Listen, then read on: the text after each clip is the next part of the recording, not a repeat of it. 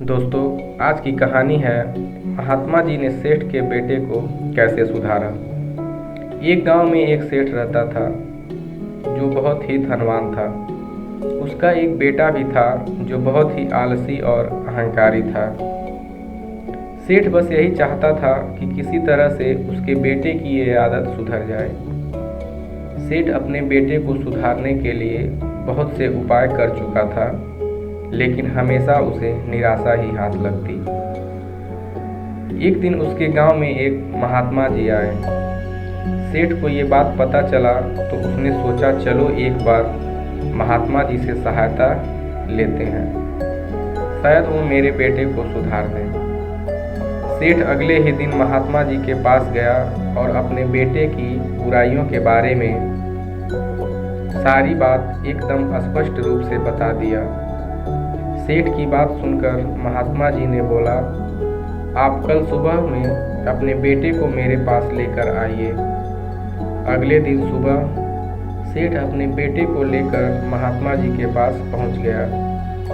महात्मा जी सेठ के बेटे को लेकर बगीचे में चले गए। बगीचे में घूमते घूमते रास्ते में एक छोटा सा पेड़ मिला। महात्मा जी ने उस लड़के से उसको उखाड़ने को कहा। वह तुरंत गया और पेड़ को उखाड़ कर फेंक दिया। थोड़ी दूर और जाने पर एक और पेड़ का पौधा मिला। महात्मा जी ने उसे भी उखाड़ कर फेंकने को कहा। उस लड़के ने उसको भी उखाड़ दिया। लड़के के पिताजी सब कुछ बहुत ही ध्यान से देख रहे थे और ये सब देखकर बहुत आश्चर्यचकित भी हो रहे थे। कुछ दूर और चलने के बाद एक बड़ा और मजबूत सा पेड़ दिखाई दिया। महात्मा जी ने लड़के से कहा, इसको भी उखाड़ दो।